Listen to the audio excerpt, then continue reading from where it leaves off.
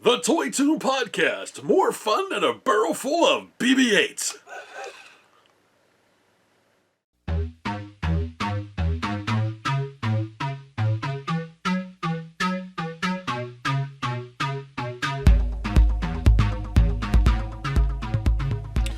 One of my favorite books I remember reading back in high school, I actually did a book report on it. It was the first time I ever read the book, was Dune by Frank Herbert.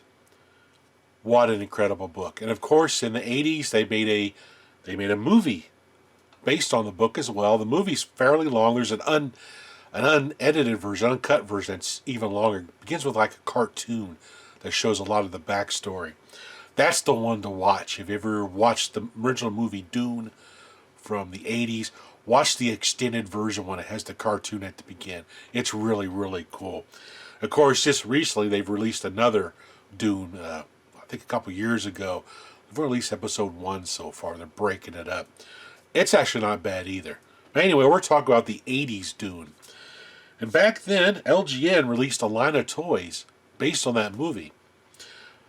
I don't remember seeing these at my toy store back then. But of course, you know, when this came out, 84, 85, I was into my cars and cruising the strip for chicks and things like that. I wasn't really visiting toy store stuff at that time, so I don't recall ever seeing these. This is one of the weapons from the movie, the Fremen Torpil gun. They also make another gun as well, which is pictured right there. Really cool box art. It's got kind of a Dune feel to it. You can see the gun inside. On the side of the box, you can see the two different guns they make. The Sardaukar laser gun. Pretty cool. Then on the back, it shows some of the other toys they made for the movie. We have, who we got here? I can't read it. There we go. We have Stilgar, the Fremen, Paul Atreides, Baron Harkonnen.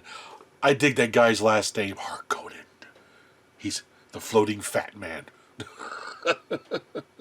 Fade, which was, I forgot that guy's name. Oh, no.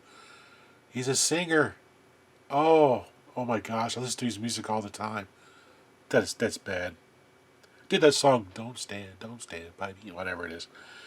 Got the Sardaukar Warrior and Raban. Pretty awesome.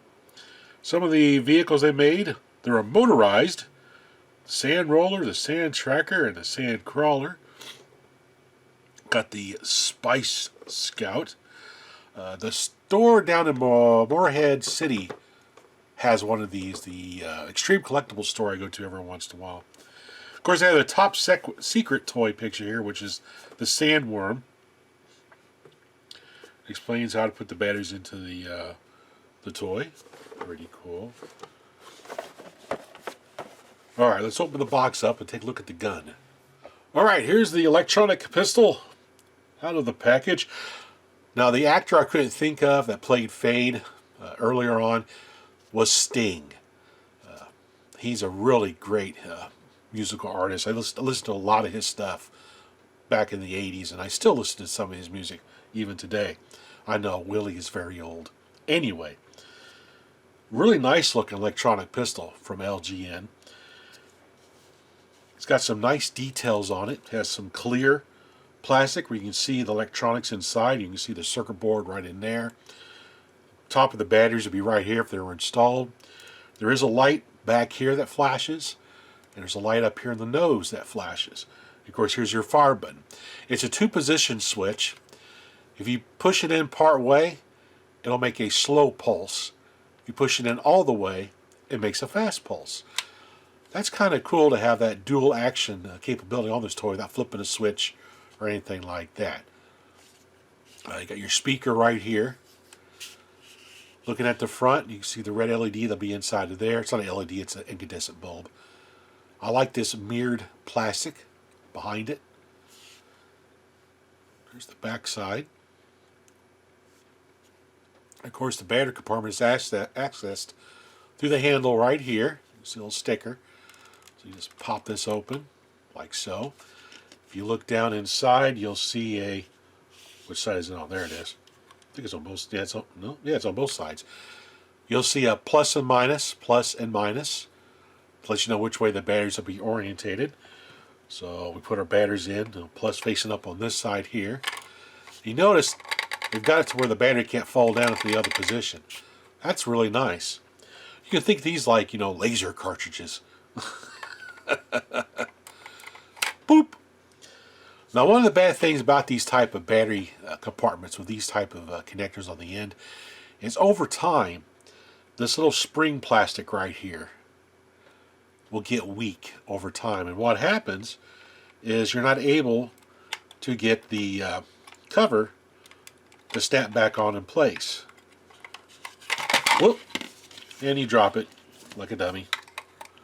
Oops. Okay, there we go. So we try to snap it back on there. You can see it doesn't really want to stay in place because this doesn't spring out enough anymore to hold it. So one of the things I do when I get these type of toys, and I'm doing a restoration on them, this one I don't really have to do that on. I'll probably do this though, is I'll grab a Q-tip and I'll push it down inside behind the spring part of the plastic cover right there, and then I'll take like a hair dryer or something and aim at it to get the plastic to spring forward a little bit. But even with the Q-tip in there, it'll help give it enough force. There you go, to snap it into place. A little trick I do with these old vintage toys. So anyway, let's try out the first mode. So if I just push a little bit on the button, you get the slow pulse. I'll push all the way on the button, you get the fast pulse. This is a very noisy gun. This would drive parents insane. I could just see parents getting these for the kids for Christmas or birthday and regretting it when they hear these things all through the house making these noises everywhere. If you look up here in the top here, you can see the light up in there flashing. With the light flashing, you can see the electronics down inside a little bit better. Here's a forward view. Pretty cool. Back side. See the top of the batteries right there. You can see the back of the circuit board in that area. It's actually a really, really neat toy. Now, one of the things I like to do with these electronic guns and stuff is try to find like in between places to freak out the electronics to make it make sounds that wasn't intended. This one has a good one. If you get it down towards the fast pulse, see if I can do it. One more. They're almost. I can't get to do it. You make a screeching sound with this, which is kind of cool. But anyway, it's pretty awesome. Another electronic gun I'm trying to find to do a video on that I had is the Battlestar Galactica electronic gun. I love that thing. It made 3 different sounds. I've been trying to find one of those to make a video on as well, but that's in the future. We're not talking about that right now. We're talking about the LJN electronic Fremen gun. Anyway, pretty awesome toy, pretty neat. If you're a Dune collector, this might be something really cool to have in your collection. As always, everyone, thanks for watching.